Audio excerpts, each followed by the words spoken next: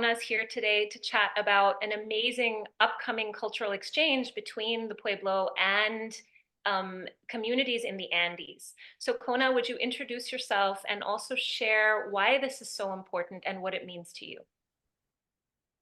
Yeah, thank you so much for allowing us to have this time and for you to opening this space up. Hello, everybody. My name is Kona Maribal. I'm from Taos Pueblo, New Mexico, home of the Red Willow people. Um, Father is Robert Maribal, and my mother is Dawn Romero. I am a sibling of two sisters, Masa Rain Maribal, my younger sister, and Aspen Dawn Maribal is my older sister. Um, so a little bit about this project. I'm finding every single day more and more that I get more invested in it and more passionate about it. And the greater purpose of what this is and why I am basically being nominated to take on a lot of these certain projects. Um, So a little bit about it. Uh, our full course name is Across the Americas, parentheses, Northern Delegations, and parentheses. And this is basically for me specifically, I can't speak for everybody, but specifically, it is showing our way of decolonizing colonization, like colonizers and their borders that they put on us. Hundreds and hundreds of years ago, we were able to migrate in the ways that we needed to and share song, dance, prayer, food, laughter, and everything like that without any types of border restrictions. And that has sadly gone away. There's so many similarities that I see with my own culture and with the culture down in South America that I'm just hoping that my Indigenous relatives here from New Mexico can see for themselves down there. Because stories stories can only go so far with what I've, brought back home. Um, and it's just really important, like I said, for me to allow them to see what that looks like, allow them to see a different landscape, hear a different language, hear different songs, and exchange that, and vice versa. Because there's people down there that also need to see our culture and to see where I come from and to see where we all come from. And there's so many, like I said, similarities that just make me believe that, long, long time ago, we were down there exchanging in the ways that we will be here in June.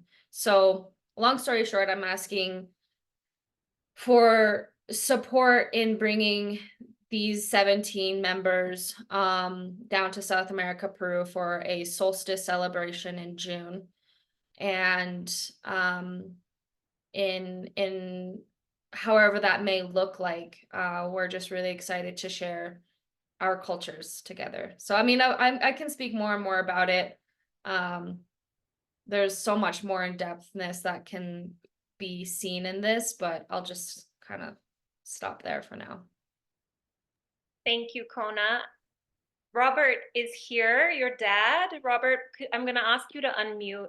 Could you please share what this means to you, the way that Kona has from your own heart? Why is this important? Why is it important that Pueblo members make the journey south?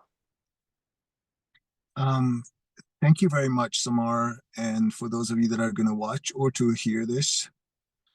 Um, I've chosen a life of prayer every single day, and as I get older, that seems to be the only driving force of who I am and who I become as a musician, as a father, and ultimately as a tribal member also, and a person of this world.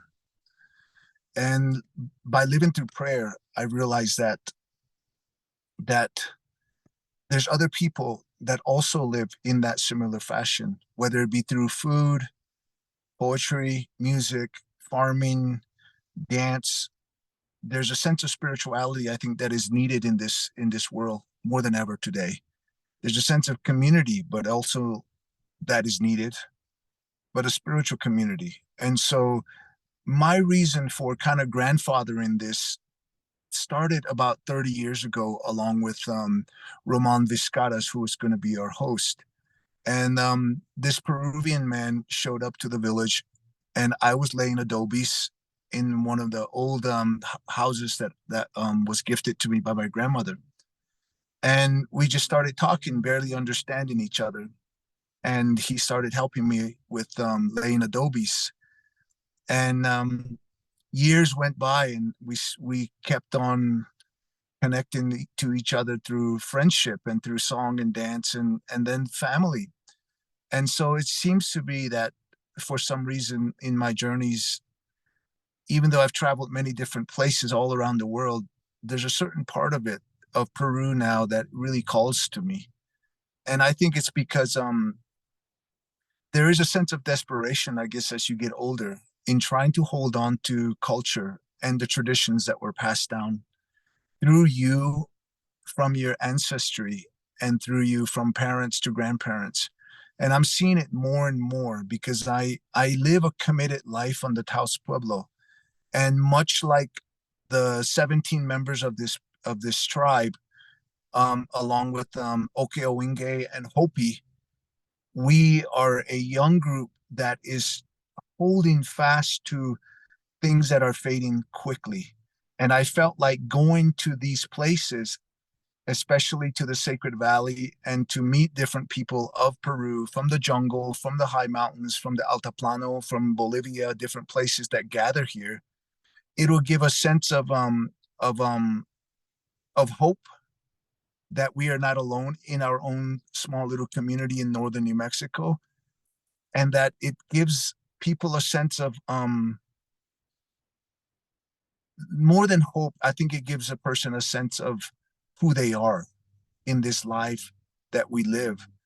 And we hear so much of what's going on, the destructions and everything, but we don't see the light. And I felt like this is what I wanted to be a part of. And so me and this others were, there's few of us that are older, that are going to be participating through song, dance, and also my family is have been down there a few times. And so we're kind of helping these guys and these women that have never got a passport, that have never traveled as far as they're going to go. So this could be a once in a lifetime trip for some of these people. And so that's an offering that I want to do. And so those of you that are listening, that if you want to support us, we're trying to do as much as we can on our own. But as you can see, that there's very few things in our life nowadays that can be supported financially that's considered cultural, until you got to go through all these different loopholes. And so with the help of Samar and her entourage of friends and people that she loves, we're hoping that we can expand that family and create this larger family of human beings that really live in a world of spirituality and light. And hopefully that will reciprocate into your homes and to your families. And um, I'm in love with life, and so that's my whole purpose, is to share that. Thank you. Thank you, Robert. Thank you both. I've been so moved by what you both shared, but my one thought that's coming right now is a word you mentioned, Kona: decolonization. And the importance of people who have been born in privilege, who've been born in cultures through no fault of their own, of dominance, of supremacy, who have, had the opportunity to go to these places like the Sacred Valley as tourists, as spiritual tourists, and then have had an opportunity to sit with the reality, that their ability to go enjoy these places often comes at the expense of the people that this place is made of. And that there's a real opportunity here for people who are sitting outside of tribal culture, who have benefited from the gifts of tribal culture, to give something back. So I'm wondering if there's anything that that moves either of you around that, around reciprocity, around healing, around consciousness for people who really benefited from Indigenous practices, but not necessarily understood. There are humans attached to that. It's not a consumer product.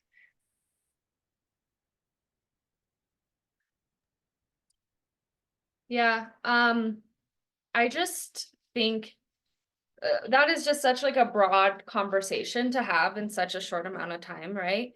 But the one thing that I think that is really important for me to mention is reciprocity.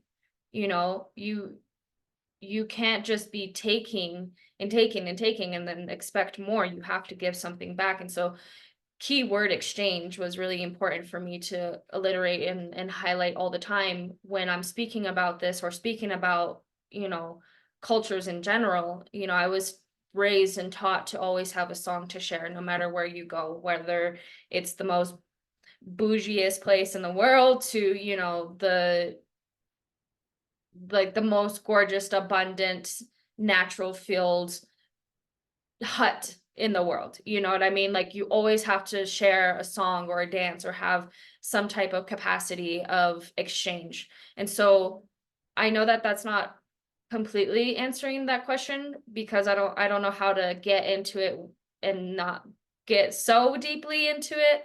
But I think that that is just really important for me to, you know, when you're talking about decolonization, you know, you're always, because I've seen it firsthand of people taking and not giving back. And so something actually specifically in Peru, I'm not too sure exactly what they call it, but it's, you know, giving and receiving. And so you see these hands all over Peru, specifically where I go. And that's just really beautiful to me because you're not always just taking and you're not always just giving. There's that reciprocity that I think is also really, really crucial and important for all of us to see and to witness. Thank you, Kona. Robert, I just sent you an unmute request. Sorry, otherwise there's interference if we're all on at the same time. Is there anything you wish to add to that?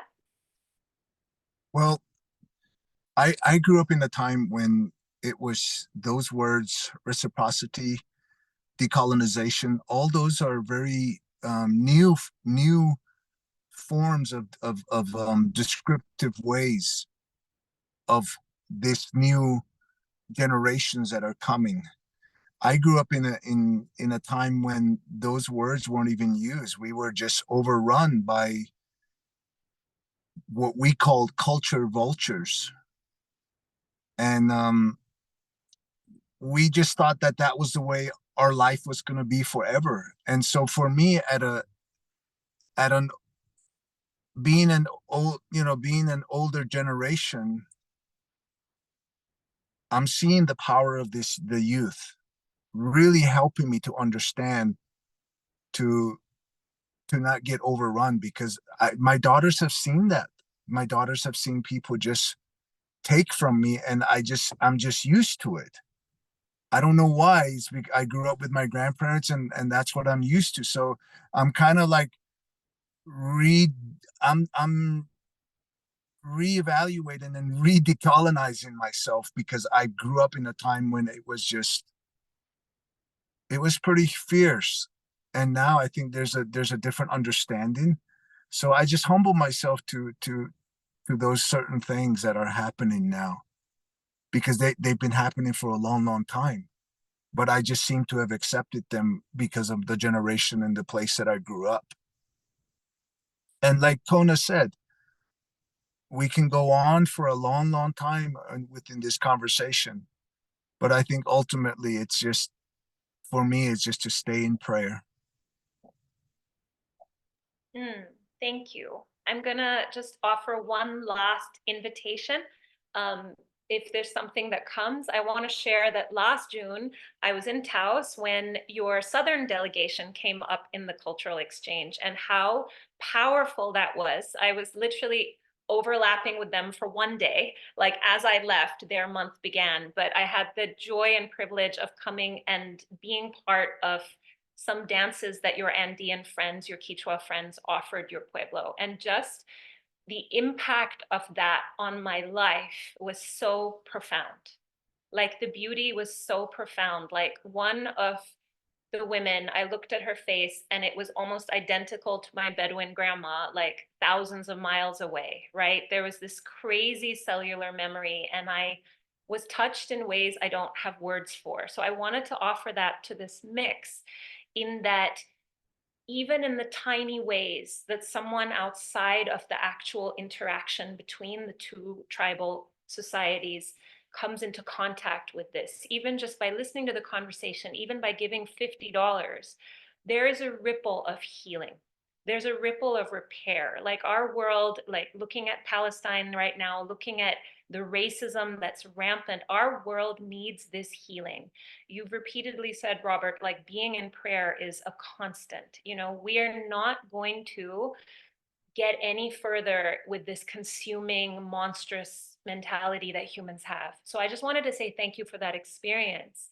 And if there's anything around what you all received from having your friends come to your own pueblo, that might be beautiful to add as well, just so people understand what that's like on your end. Yeah.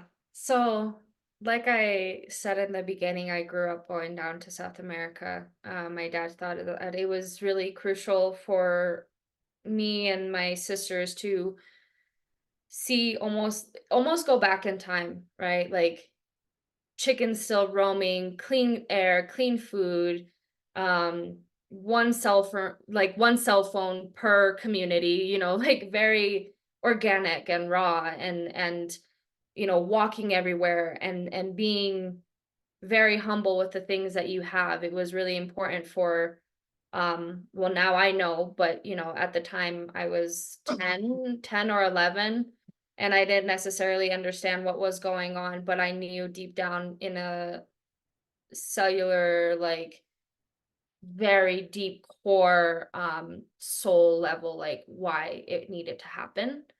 And I couldn't be more blessed for those experiences. And so for seeing my relatives from down there come here, it was like somebody literally copied and pasted them.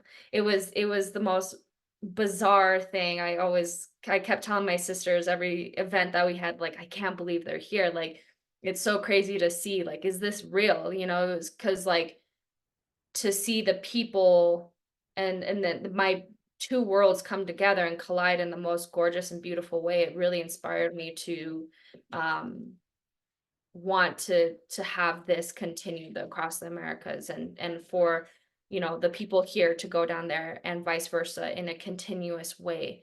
And it was the most beautiful, amazing experience. And I remember Roman Viscara and my dad constantly at the dinner table saying, like, we have to do this, we have to do this, for years and years, and for it to finally happen and to see that actually um become alive was magical.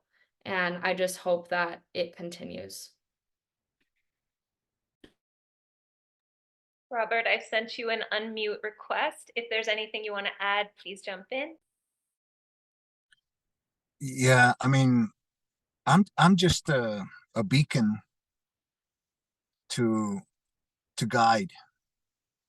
And I always tell people you'll get it in 5 years.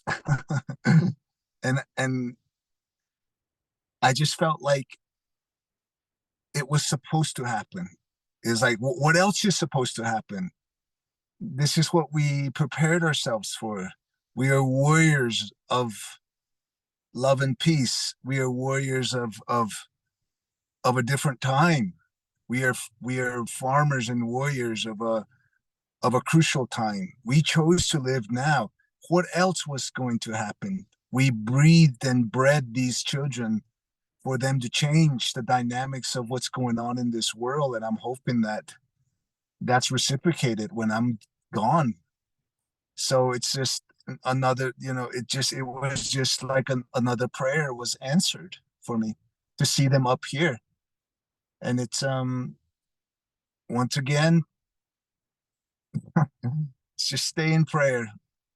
And I really have true faith that by taking this delegation down is going to change a lot of the dynamics of my community.